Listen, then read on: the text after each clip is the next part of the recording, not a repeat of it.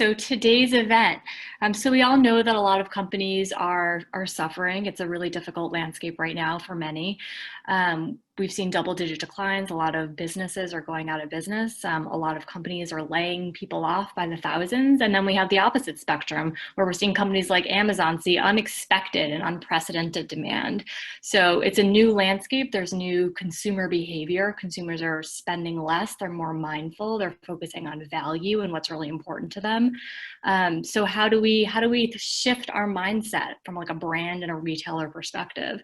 So we're really excited to be here with Taal and Kerrie, two retail executives from NIC ZOE, and we're going to talk about how to adjust to the new retail landscape.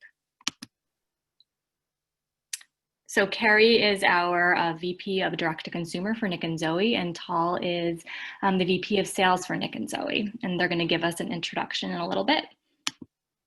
And I am Melissa Stone. I am your VP of Communications for AMA Boston. I'm also founder of Eastend Marketing, a marketing consulting firm. Just a really quick background about me: 15 years of retail and brand management experience at L'Oreal, a digital agency, and most recently at Nike. I left in October to start my own marketing consulting business and been working with Wellesley College, UN Women, and some other folks. And I'm really excited to be here and to talk to Taal and Kerrie. So without further ado, ladies, tell us about yourself. Taal. Thanks, Melissa. Excited to be here. So I'm going to start with a disclaimer, not because it's so interesting about my personal life, but because I don't know what's going to happen in the background today. So I am a mom of two. I have a 2-year-old, a 4-year-old, and a German Shepherd named Stanley. None, 1, 2, or 3 of whom may all make appearances on this webinar. So you've been forewarned. From a personal perspective, I've been in the business over 20 years, but I've loved fashion my entire life. Ever since I was a little girl, I've been obsessed with fashion, hence the somewhat non-linear but eventual path into this industry. I started at Donna Karan in the shoe division and eventually made my way over into ready-to-wear, and my career pretty much went from there. I've worked for both larger and smaller companies, and always in sales, and I've had the absolute pleasure of working for an amazing brand, NIC ZOE, for the past 8 years, and I'm thrilled to be here today. Thank you. Kerrie, over to you. Thanks, Melissa, and thanks for the invitation to join you today. Like Taal, I am a mom, and so I'm hoping my door stays shut the whole time, but I do have a 9-year-old, and she is out at the beach right now, so hopefully that stays that way. And in addition to, working over 25 years in the industry, I added something new to my resume this year, which is homeschooling, like a lot of people out there. So, fingers crossed we go back to school full time this year. But if not, I know I've got it, and we can do it again. And as I said, I've been in the industry for over 25 years. I've had really good fortune to spend my time with amazing companies. I started my career actually at Lord & Taylor many moons ago. I've worked for Swarovski, Priscilla of Boston, and now, as Taal said, have had the great fortune to work for NIC ZOE. And it's a great experience and a joy to get up and go to work every day. Amazing. All right, let's dive in. So Kerrie, how has your omni-channel strategy shifted due to COVID? So great question. I mean, in this environment, everything's shifting, right? The ground beneath us is shifting. I think, for us, we really looked at all of our channels of distribution and everyone that we service. And at the end of the day, our goal is to get our product out into the marketplace. And so wherever the consumer is, we've really shifted to find her, and find her where she's comfortable. So as you can imagine, stores have closed, and, whether that is from a wholesale perspective or our own retail stores closed recently during the beginning part of COVID. And, we pivoted quickly, and, from a wholesale perspective and retail, really focus getting the product out into online points of distribution to make sure that wherever the customer wants to be serviced, that's where we're going to be. Mm-hmm. So, it doesn't matter how we get that product to her, but we've got to meet her where she's comfortable. And, with the changing environment, some folks are not comfortable shopping in stores. So we provide an online platform for them, and same with our wholesale. Fortunately, we've got a really wide mix of channels that we're in. And so we've been able to really focus our inventory and our, and all of our resources into putting the product into the right place for the right customer at the right time. That's great. Taal, what do you think? I mean, definitely echoing everything that Kerrie said. We're both charged with wearing our brand hats at all time versus our channel hats because we really are an omni-channel company. And so while we do, many brands in an omni-channel environment have to deal with channel conflict, and we have to deal with channel conflict every day, but we figure out how to make it work because at the end of the day, as Kerrie said, the most critical thing is how do we reach the end use consumer. From a reality perspective, omni-channel means a lot of different things. And for us, it really does mean making sure that we have portfolio diversification in terms of where the consumer can shop. And our retailers are doing the same thing. So, we have large omni-channel customers such as Nordstrom. We have small mom and pop shops that may not have even had an e-commerce platform before COVID and literally ran to get those platforms up and running. And everyone is trying to meet the consumer where they are. From an inside industry perspective, it's not going to be a surprise to anybody on this phone call where we are today. It's basically e-commerce and shopping out of home. And shopping out of home, I mean things like Stitch Fix, subscription services, any way that you can reach the consumer that makes her feel comfortable. That's what we're seeing right now. It doesn't mean, there's a lot of doomsday stuff out there right now. It doesn't mean that that's one of the way it's going to stay, but we have to think in 12-month increments at this point. And I would say for the next 12 months, there is going to be a heightened focus in those channels. That's a great point. Definitely, it's not online only. And I was reading a McKinsey study that was talking about the next normal. So we're in like the new normal now, but what's to come. So it's great that you guys are thinking about like 12-month increments rather than like really, really short increments, like short and long term. It's a great approach. Yeah, and I think you have to think that way because not everything is going to be in that silo. There is going to be movement, and the retailers who do it best are the ones who can float back and forth to where the business is happening and where the consumer needs us at that particular time. That's a great point. Just adjusting straight to like consumer behavior and what they need. Mm-hmm. So Taal, how do you think brands' relationships with retailers are shifting these days? I'd say the first thing is that it's not shifting. Everything is heightened. The stakes are much higher right now, as you could imagine. But the reality is that when you're in partnership with a retailer, you're in partnership. And partnership means in good times, you're all reaping the rewards. And in bad times, you have to figure it out. We've had to make a lot of really tough decisions with our retail partners in the past 4 months. And for a variety of reasons, we've been able to work through it. Some of them are smart strategic decisions on the part of NIC ZOE. Some of it just has to do with our balance sheet. But we've been able to, to move through this crisis with our retail partners. And, we are in a business that carries inventory. So as you can imagine, that is what weighs on all of us every day. And our decisions have been made, whether it's within our own silos or how our customers and how we're going to support our customers through this, how we're going to move through it. It has all been made in the vein of partnership. It's not to say that brands have not gone out of business during this crisis. And, to be transparent, some brands have gone out of business because of decisions that retailers have made and because of these bankruptcies that you're seeing all over the news.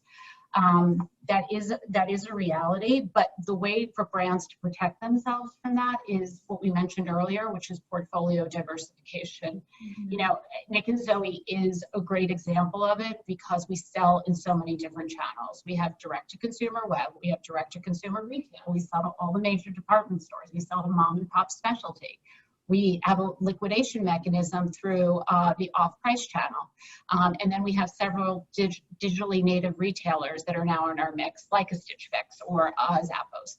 And it's that diversification that has really allowed us to kind of like even out as you go through these really difficult times. Mm-hmm. And just to give people some context, just in case they're not too familiar with like NIC ZOE or retail overall, do you want to give like a quick 101, like here's who NIC ZOE is, here's where we're sold, and here's like what a retailer relationship means. Like we buy into your inventory. Yeah, sure. So NIC ZOE has been in business for 12 years.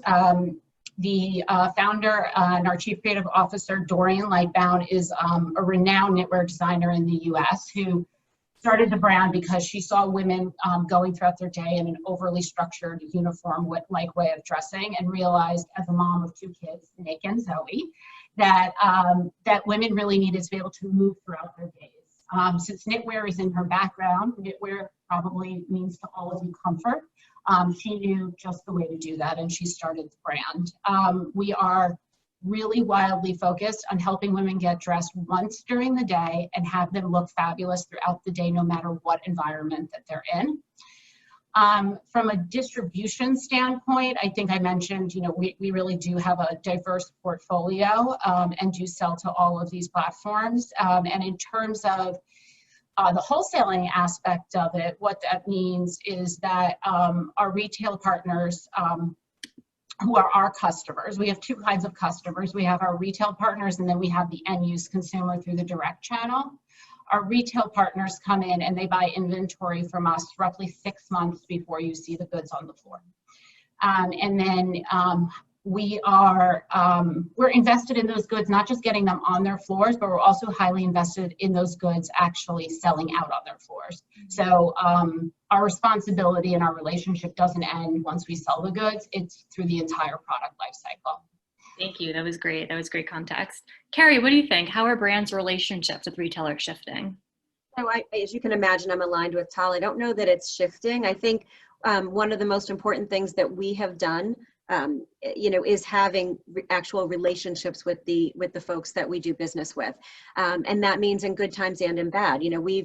I think what I've looked at in watching how we have interacted with our retail partners, especially through the last few months, is we've really been a good partner. Like, we've tried to, we understand we're all in it together. So we really tried to help them figure out, like, what's the best inventory to have in their stores at this particular time that is going to be of value to them. We've shifted and moved different deliveries or what have you. Like, we've done everything that we can to help them through this crisis, just as we're moving through the crisis. And I think at the end of the day, those companies and brands that have done that and have really remained good partners will be the ones who come out of it wildly successful down the road. And it's a journey, right? So it's a long road, and I'm sure, as you guys know, every time you turned around, every 5 minutes, the ground was shifting underneath us and things were changing. But I think being a good partner means you recognize that and figure out how you can support those that you work with. And in the same vein, you have that reciprocal relationship, and they too have been good partners that we have, and that's why we're in it together. And I think that's the key, is really, if I had a message here, I would say spend the time invested in building those relationships and partnerships so that you can work together down the road and continue the great relationship. That's a great point. Yeah, when Bloomingdale's does well, you guys do well. It all just adds up. All boats float higher, right? Mm-hmm. So the next question for you, Kerrie, how should marketers and merchandise balance which products to promote? So we know you guys briefly touched on this, the inventory you need to move versus what's actually being purchased. Yeah, I think, as Taal mentioned earlier, inventory weighs heavily on our minds on a daily basis, on an hourly basis, on a minute-by-minute basis. But I think, what we look at is, again, looking at what we have for inventory and looking at the end consumer and what does she need now? How does she need it now? And then also, there's different times and periods of things that have to have a certain price-value relationship. And so I think one of the things that is important is to make sure that, if you've got inventory that looks and feels a certain way, but the consumer mindset is in a different way, you've got to pivot and make sure that you're showing it to appeal to the market out there, right? So, for example, if you've got product that is, very formal, or it is more dress up type product, right? And now we've seen a huge casualization in the workplace and in life itself. What we've done, one of the things that we've done is we've really taken a lot of items and shown how they can be worn with a pair of denim, with something different than maybe you would have originally perceived it. And I think that has helped to, to move the inventory. I think you have to look at what you have and then be creative in how you actually market that product to the end consumer to make sure that it gets out and sees the light of day in the marketplace. We've done things like that where, we've taken the inventory, we've changed the look and feel of it so that it meets the needs of the consumer today. And then we've also taken a look at inventory that we've said, wow, we've got this inventory we need to move. And the reality is we know that customers out there maybe aren't spending as much as they once had. So you've got to figure out a different way to push that product in and make everything available to everyone. So one of the things that we did was during this COVID crisis, we've actually launched an outlet tab on our website. So it was a way for us to, again, make our product available to a lot of different people in a lot of different ways. And this was one that actually helps us to move the inventory we need to move, but provide certain customers that need it, that price value relationship that's critically important to them. And then again, the marketing that we've done on our items is to really show how much, how the casualization trend is out there, and we've got the product that fills the need that they have, whether it's above the keyboard dressing or it's it's just being at home more often. Like what kind of cozy clothing do you have? I mean, I think as marketers, you just have to think through, what do I need to move? Who's the person I need to move it to? And then create that storyline that enables you to sell it. That's a great point. I love what you were saying, the casualization of apparel. That's such a great way of reframing where we're at now from working from home. Right. And definitely from like a marketing perspective, how are we pushing it through? Is it an outlet? Are we discounting it? Is it going to Bloomingdale's? Is it going to Stitch Fix? Like, how are we thinking about that? Taal, what are you seeing from a wholesale standpoint?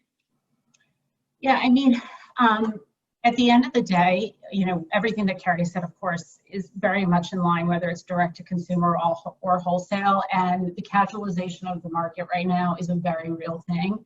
If you just pay attention to the brands that you know and love, or just shop right now, you're going to very clearly notice the brands that have been able to pivot and that are relevant, and the ones that haven't, they're going to look starkly out of touch. And that's going to become more apparent in the next 6 months because there is a supply chain,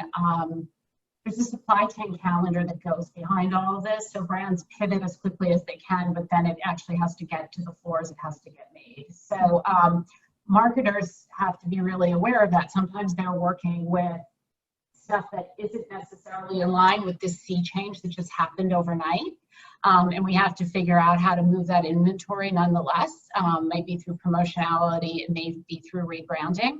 But either way, at the end of the day, Nordstrom has said this to me for 20 years, and sometimes on the sales end, it makes me crazy, but they're right. The customer or the consumer literally tells us what we should be doing with our product. We're not actually buying or not buying.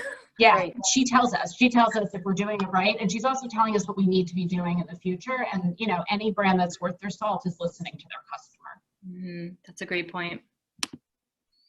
So Kerrie, should marketers use this time to invest more in CRM? So Taal was just talking more about the consumer is telling us what she wants. So from a personalization standpoint, should we be focusing more on like looking at our email list, looking at customers' past purchasers and browse behaviors, which I think is what Taal started to allude to? Absolutely. I mean, it doesn't matter what time it is, right? Whether you're in a crisis mode, not in a crisis mode, I think you should always be looking at data. There are, the question you pose is, should we be using this time to invest more in CRM? There's a number of different ways to invest. You can get a beautiful, full CRM system, but you know what, that takes time and money, and while yes, we should invest and do those things in the short term, we all have data, and we should be taking a look at every single piece of data that we have and identifying, what are the key things that we're seeing. Are we seeing, what are we seeing in the results? We get a report card every day in this business, right? So whatever sells, we know that those things that are rising to the top, that customer is sending us a message. And so if you can sift through that data and figure out, it really kind of gets scrappy and figure out who's buying what, who do I market to, how do I market, and where do I invest or put the dollars that I do have. I think this is one of those times where you have to do more with less. And so I think it's just getting down to looking at what information you do have and really understanding who your customers are. And then through that understanding, really start to take, whether it's a level of segmentation and trying to figure out what messages you should market to those particular people. The customer is telling us things, and every day we see it. We've got customers that are telling us, yes, we want more full price goods. We've got customers that are telling us, we love this promotion that you have.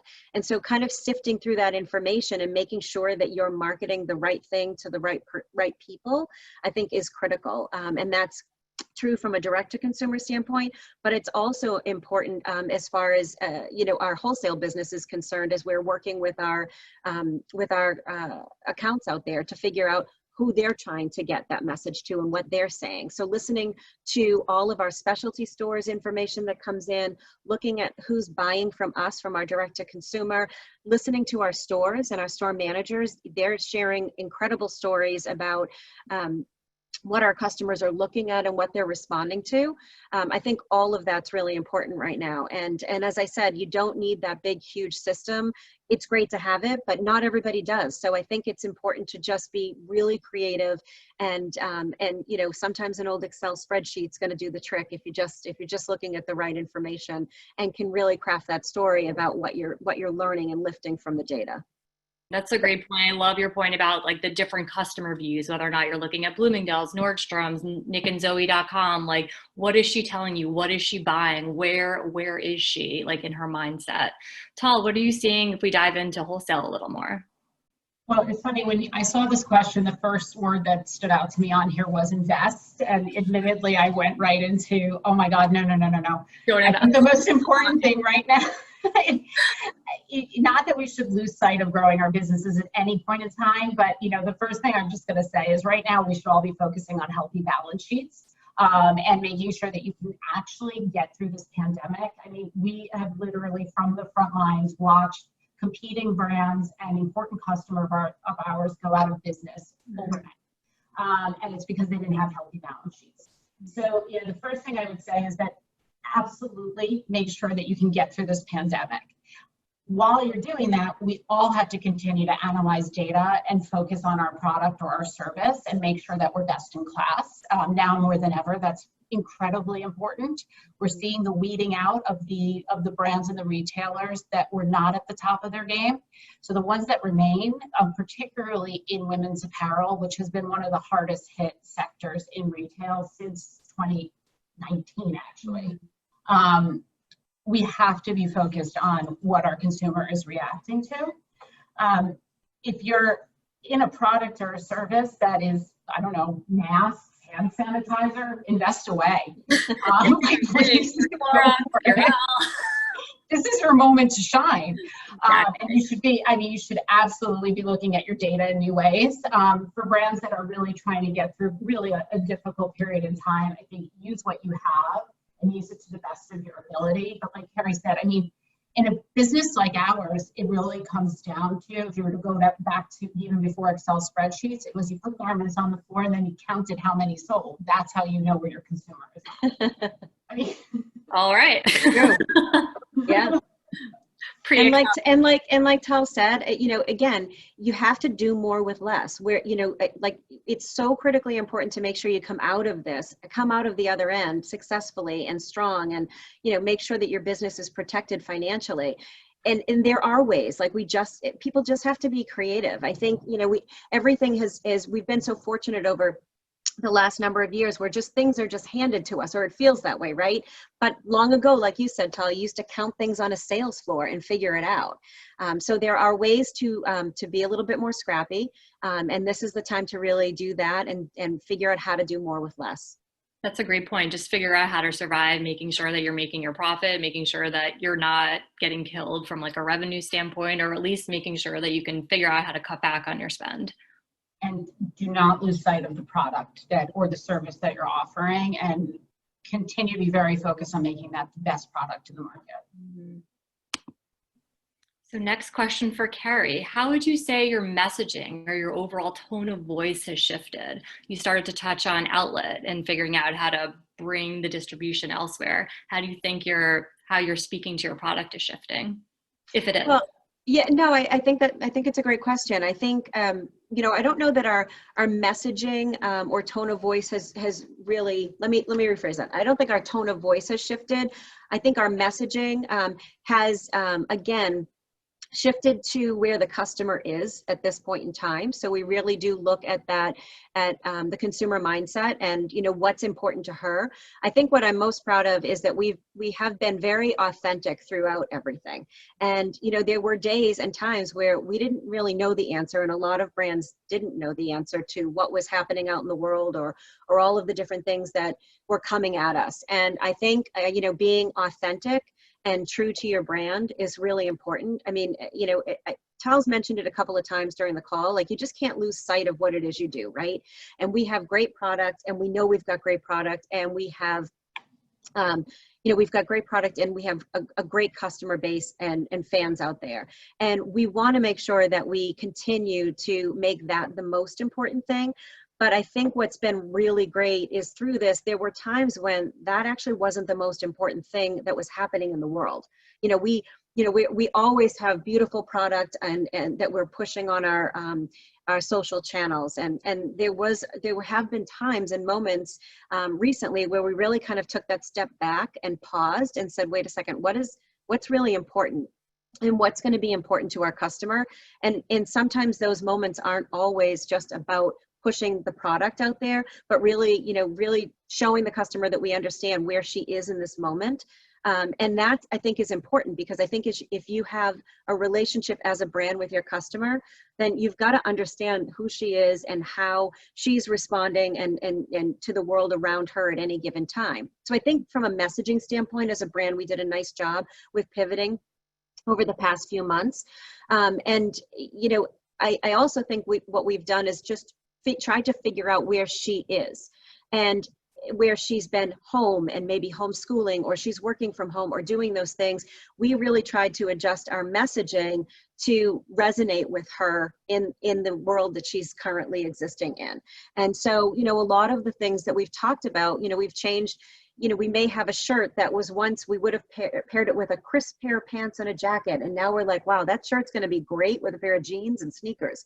And you know, really tried to message that NIC and ZOE as a brand is a lifestyle that can be with you no matter what it is you're doing. So, you know, we, as Taal said, we like to dress women once during the day, and that she can go anywhere and do anything in our clothes. And that's become even more important, because anything and everywhere sometimes can just be within the confines of the four walls that you're in. And, you know, but being comfortable and feeling confident has always been important to us, and we'll continue to message that, whether it's through, you know, the new look or feel that she's got going on, or supporting her in how she's feeling about the environment and the world that she's in. I think it's really important for marketers and marketing teams to, again, as much as we're listening to what the consumer wants from a product perspective, I think it's important to be very open and understanding about what's happening in the world and how the consumer mindset is shifting, and be there, you know, be there and ready for change when the customer needs it. That's a great point. I love your points about being scrappy, being authentic to your brand, being empathetic towards your customers, and recognizing their situation. Taal, what would you say? I mean, Kerrie is so spot on in everything she said. And, you know, we really have invested in trying to speak to the consumer exactly where she is. You know, we've gone into Instagram segments where we're more focused on our recipes of the day, which a lot of brands are focused on right now from our employees. We've been spotlighting how they're working from home in their NIC and ZOE, of course. All right, I see your hashtag, work from home style. Exactly, exactly. Recipes, we've taken a step back, as Kerrie said. I mean, we should be talking about it. I mean, there's three major things going on in this world right now. You know, there's a pandemic, we're near a recession, and Black Lives Matter is a very important movement right now. So all those three things are a lot bigger than clothing, and we recognize that. I mean, we are not an essential service. I mean, I think we are, but we're not in reality in the grand scheme. For apparel, I understand. Yeah, we're not in the grand schemes of things an essential service, and so we've really had to to be careful. We've had to be careful about how we talk to the consumer. We're in a discretionary product that's considered luxury to many people. We can't be tone deaf. That's a great point. So overall, your prediction, Taal, how do you think customers' perceptions of retailers or brands are evolving during this unprecedented time? I think we've started to touch on it a little. Yeah, I mean, the interesting thing for me is that, I noted this earlier, that the sea change in this industry actually didn't start with COVID. So, I had the pleasure of reading an article at the beginning of 2020 in Bloomberg that nominated women's apparel as the worst performing business in all of the United States for 2019. And, I think that just speaks to the fact that what's going on in the space that we work in, the sea change was happening well before COVID. And the reason for that is because of what consumers are doing. So the consumer appetite for where they spend their money has changed. And we all know this. It's on, every single publication out there.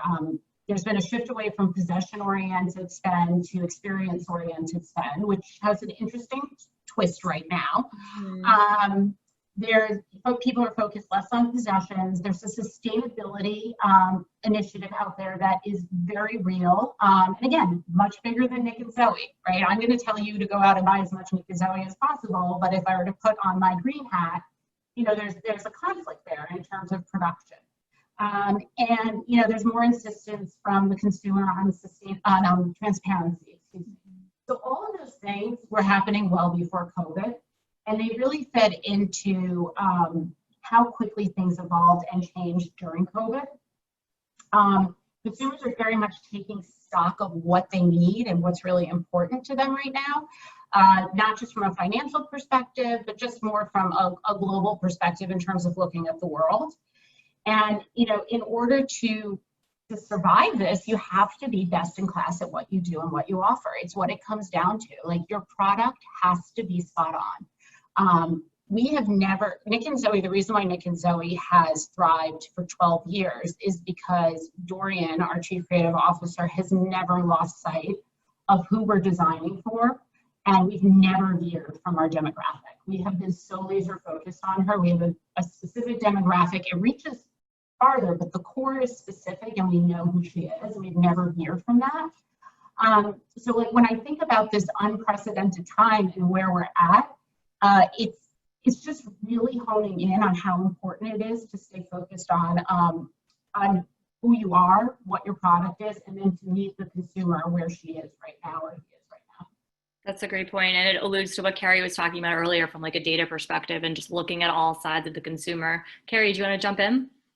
I think, we've talked about it throughout. I think, at the end of the day, the brands that are truly authentic and are true to who they are, their DNA, their core DNA, are the ones that are going to continue to evolve and be successful. And the reason that they do evolve is because they listen to their customer, but they don't waver from what's important from a product perspective. Product is always king. So if you have great product, that's what's the most important thing, right? Is customers are going to respond to great product. But understanding who the customer is, what's important to them, and how to pivot. So maybe the product design or something shifts a little bit because of maybe, again, whether it's casualization, right now we're experiencing that, or everyone's going to be back and being a little bit more dressy at some point in time, who knows when. But whatever that trend is, I think it's important for for the brand itself to stay true to their DNA. So what's in the product that makes it special is if you stay true to that and you stay true to, the tenets of the brand, you will evolve successfully. But those that don't listen to customers, put product out just for the sake of putting it out, and are not authentic, the customer is not going to connect with them. I mean, like Taal said, apparel is tough, right? Like retail is hard, and customers, I think, when you buy product, especially now, like there's got to be some emotional connection to it. You just love the print, or you love the design, or it looks super cozy. There's got to be something that hooks you in and gets you in. And 9 times out of 10, like that's the DNA of the brand. It's something that's innate in that brand that's important and special to you. And the customers that will continue to stay true to that and stay authentic to themselves and their customer base, those are the ones that will end up being successful in the long run, and customers will stay faithful to them. That's a great point. Loyalty will come from being authentic and just being like sticking to your core brand tenets. All right, I think we're at our final question. So Taal, how can consumers support their favorite female-led local brands like NIC and ZOE, just overall for small business? Oh, we love this question. NICZOE.com.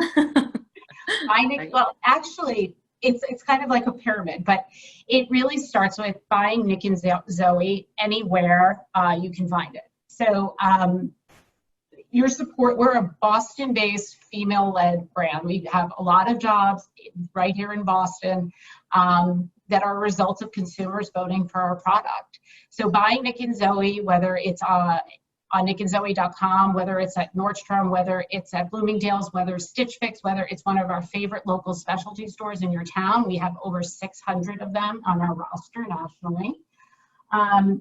You are supporting NIC and ZOE, and you are supporting a female-led brand.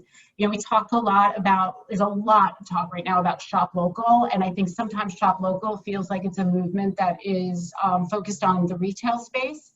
But shopping local also means supporting a brand like NIC and ZOE just by buying it anywhere, because the brand at the end of the day is a local brand based here in Boston. And I'd say the last thing is, if you're a customer at a retailer and you don't see NIC and ZOE there, and you want to see NIC and ZOE there, speak up.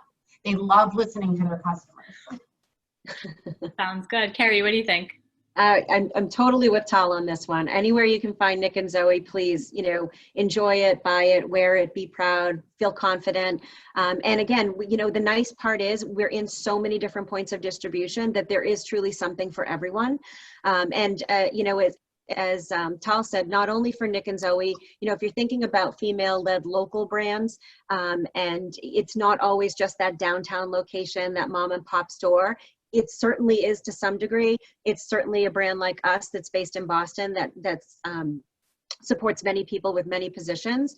But if you're looking to do that, whether it's NIC and ZOE or it is somebody that is another small business downtown in your neck of the woods, then by all means, make sure you stop in and support them. And no matter who it is, like Taal said, ask them if they carry NIC and ZOE, and if not, let's make sure we get them connected with us so that they can.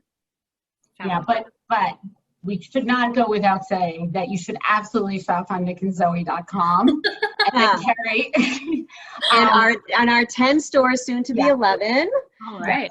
Yeah, so we are actually, we have 10 NIC and ZOE stores, and we are opening an 11th in about a couple of weeks. Actually, what are we, 20? Oh, in 11 days. We're opening another store at the Grove of Shrewsbury out in New Jersey. And we have three stores in Massachusetts. We do. Chestnut Hill, Derby Street, and Mashpee Commons. So those three are very local for anyone here in the Boston area. That's great. All right, so we've finished the discussion portion of today's event. There are a lot of questions coming in on the chat. I'm glad that everyone's engaged. Jen, I'm going to turn it over to you. You're going to help us lead the Q&A, and we'll go from there. Yeah, perfect. The first question for Taal and Kerrie is, are there any other retailers who have pivoted during COVID in a way that you really admire or that you've learned from? I can jump in that one, Taal. I think there's a lot of great retailers out there. I know for me, a couple of them that I've admired, there's some, digitally native brands that have done a really nice job almost rebranding themselves in the moment, right? So, there's one company out there that had a great pair of the perfect dress pants to wear to the office, to wear to work. And my favorite is that they rebranded them and they call them a jogger now, right? So it's the same pair of pants that it was weeks ago, but now they call it something different. So I think, again, listening to what's happening out in the world, pivoting quickly, and, taking a product that, sure, it was a great pair of pants to wear to work, but there's nothing wrong with adding a pair of sneakers and calling it a jogger, and it's perfect for wear at home. So I think, again, being smart, listening to your customer and taking action quickly has been successful for them. So I like to see things like that. And I don't know, Taal, do you have one that you want to share? I mean, personally, and I think this goes back to the authenticity theme. There's a brand out there, some people may or may not know it. It's called Michael Stars, and it's a premium t-shirt company. A few weeks ago, I actually saw it in the trade in WWD first, which is Women's Wear Daily, but then it brought me to their website. They launched a Get Out the Vote campaign featuring the owner of the company, who has been a lifelong women's rights activist, and she partnered with the iconic Gloria Steinem, leader of the second wave of feminism, and they did an entire Get Out the Vote campaign. I went right on there and I bought that Gloria Steinem mask in 4.5 seconds, and I bought one for my mother. I was so excited. So, you know, I'm sure it was in the works before COVID, but it felt so authentic, so in the moment, and so on point for me that it really got me excited to shop. That's a great point. I feel like so many brands are becoming even more like political these days, to your point earlier with like Black Lives Matter and like the primary, like the Democratic Convention, like so many things are happening right now. Jen, I'll turn it back over to you for the next question. Sorry for jumping in there. No, that's great. We have a question from Nita in the chat.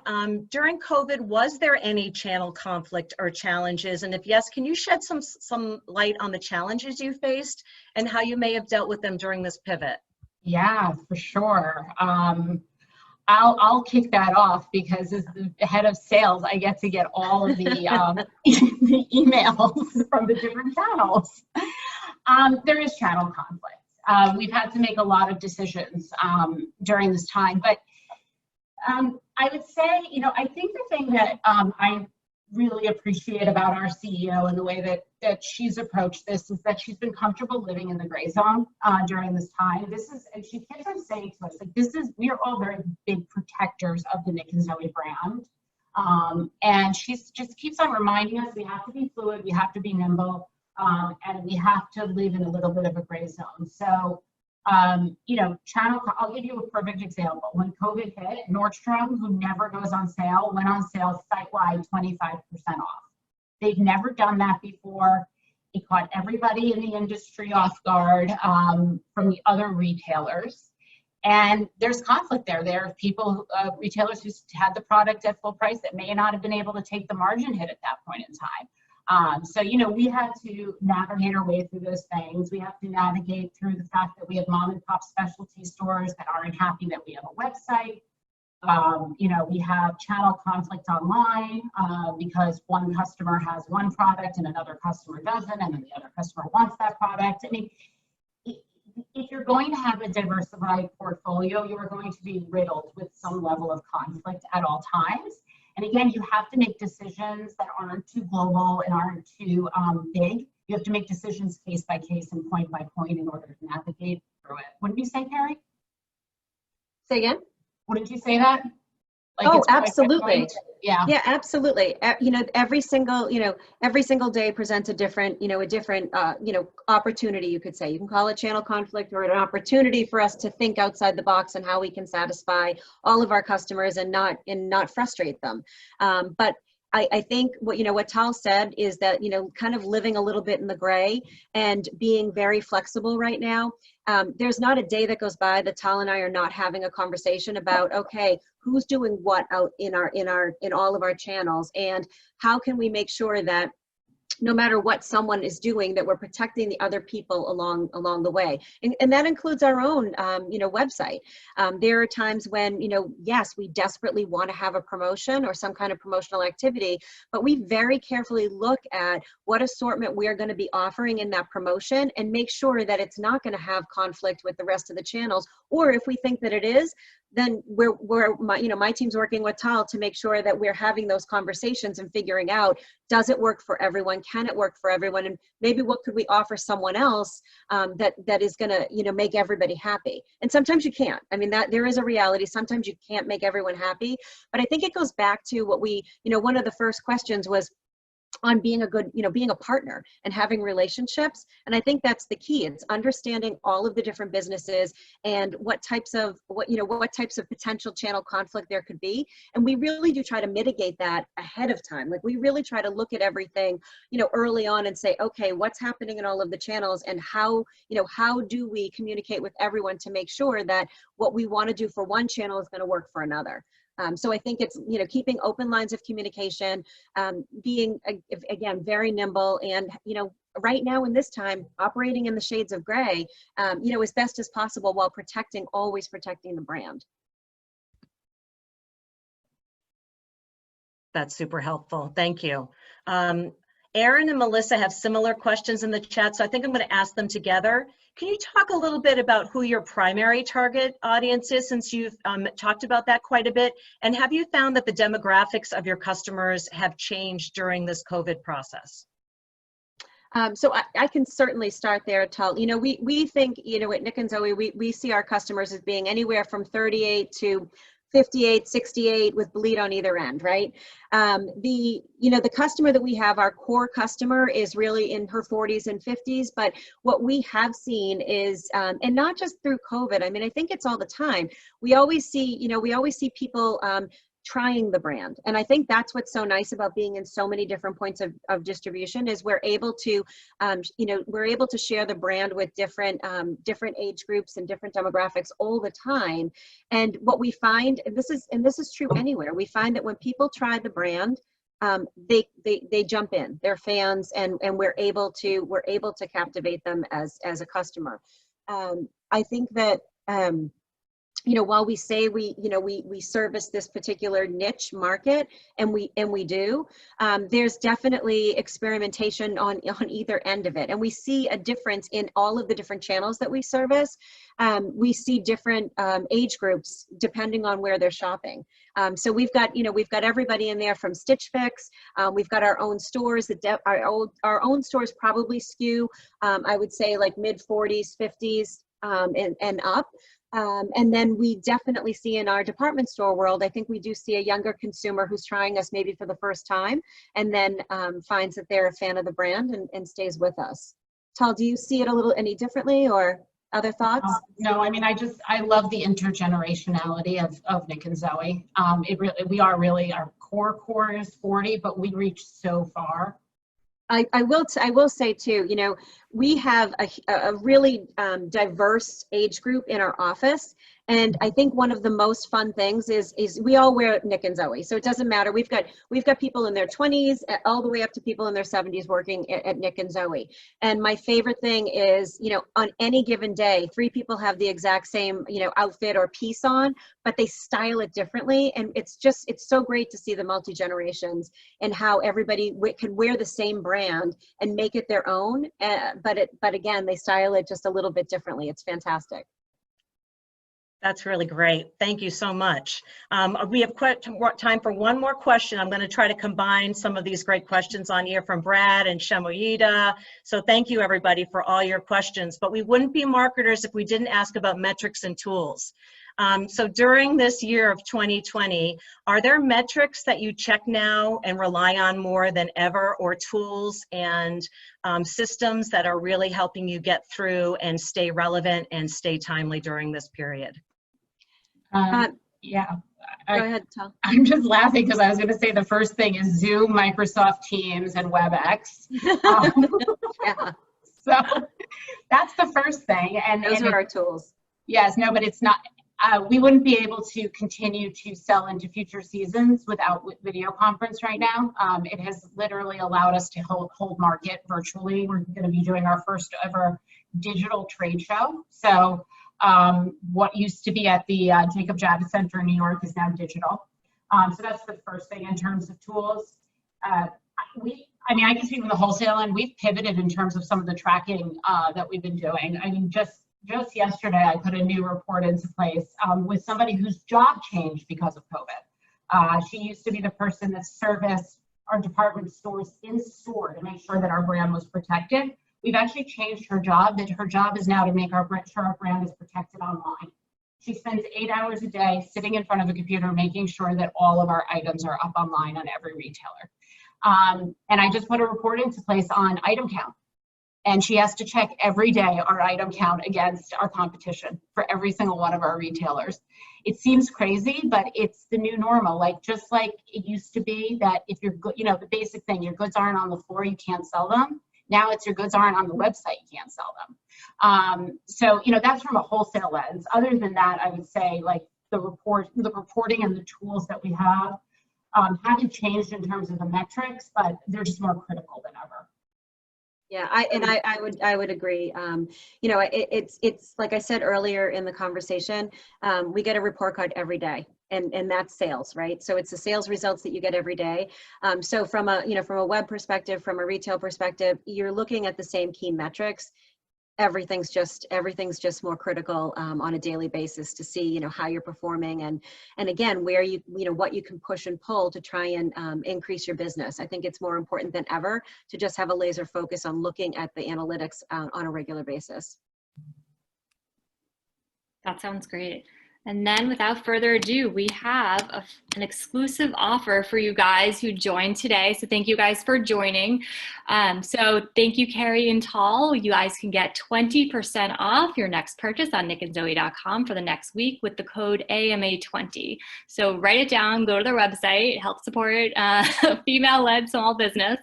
I will also send you guys a follow-up email for those that attended, so you have it as well. Let's see.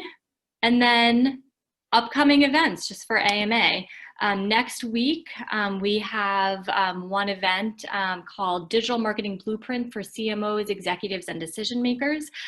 So that will be the next one coming up. And then just super quickly, we have a survey at the end. We want to hear what you guys thought of today's event.